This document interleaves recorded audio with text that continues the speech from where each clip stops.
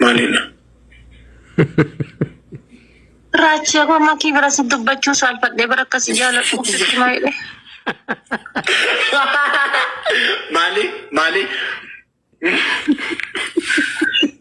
Maki berasa sitti moo sodaadhee bara akkas jaaladhu bara waan isii bira jirtuuf jecha.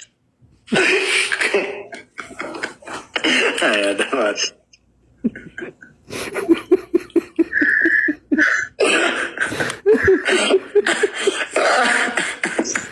Asyik.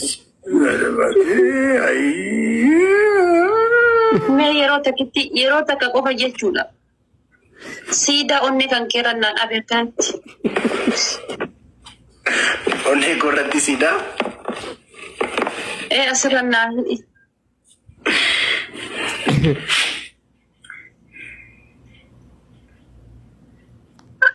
Oh my God, hin beektaa akkam onnee hojjechuu sirri beektaa akkam. Oh my goodness. Yeroo dhufa taphtuu beekeen.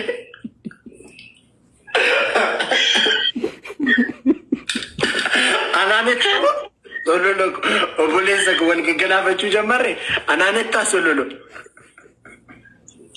Raachii koo bara dhibee garaa kiyyaa sitti jechuudha booda hafe malee bara silaa reeddiidhaan wajji bayaa bara. Amma himattee ishii. Gaageetii garuu. Bar gisee ati sirba jammaree isiisanii sirbitu bar yaadaan godaanee kufee olee bar. Talaafni gaa kufu giftii ko. Isti gitimii ishee guyyaa tokko. Gitimii ishee guyyaa tokko naa jedhime maaloo na yaadachiise. Raachii koo maatii qaranya hanga si argadhuuf an bashitanya. You love is milk but not drink. Jaalala keetiin gubataa jiraachuu but obsee jiraachuu. Raachuu koo buna jechuuf bunni rajaa qaba. Damma jechuuf dammi gagaa qaba. Akkasi jaaladhu waaqayyoon ragaa qaba. I respect you. Oh, beyyesus.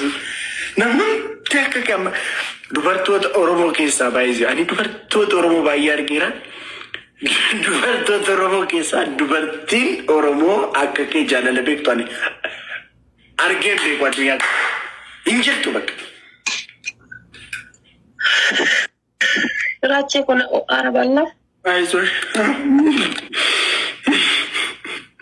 Yoo dhugaa siin jedha yoo akkanatti ati jechuudha seenaa kiyya qalama gurraachaan barreessitee lafa keettu. I am very honored ya keessa na seenu.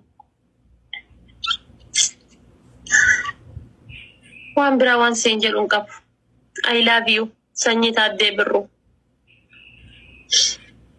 I love you. Sanyii Haacaaluu Hundeessaa abbaa Fiqirii. Buna jechuun. Raachuu koo. Bar yeroo si argu dhiironni biraa siidaa natti fakkaatan. Yookaan ammoo mukaanii.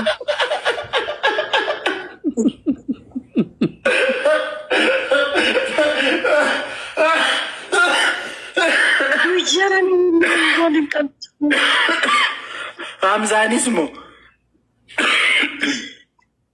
Hamzaan bar lubbuu baratee hin jiru inni ammoo daa'ima bar jidduu kennaaf finne aniifati guddisuu qabna jedhee yaada Hamzaan moo Hamzaan lubbuun baru. Raachiyyaa. Maaliif naati mo'atimoon kun maal jedhee si yaadi? Gin osoo guyyaa takka diinota keenya garaa gubuudhaaf keessattuu warroota haati faatee kana boodaneerumtu hunaan jedhanii abdiin kutachiisuudhaaf lifaatii guddaa keessa jedhantu jedhu warra sana abdii kutachiisuudhaaf osoo guyyaa takka qalabatii sibiilaan hojjetame qalabatii laastikiidhaan hojjetame hin fedhu ka sibiilaan hojjetame kana fiddee osoo natti seette maasii qaba maal jetta harka kan kee akkana godhime. Halka beekam harka kenni. Harka kaanis. Bakka lama walqa beerka harka si kenni hiisuun. Raachii koo maal taate waan na dhufattu atuyyuu hin qabdu. damma jechuudhaaf dammi gagaa qaba. Akkasi jaaladhu rabbiin ragaa qaba. I love you. Foonaa dhaqu. You love his milk, but not the drink.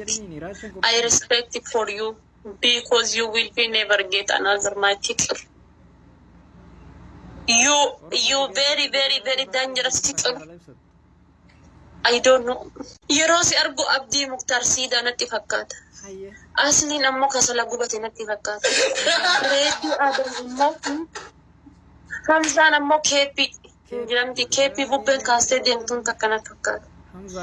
Mubaarak Musammaa ammoo eenyu haa jedhu. Waan akkana lafarra fiigu wayii natti fakkaata. Ati abbaa kiyyaa godha.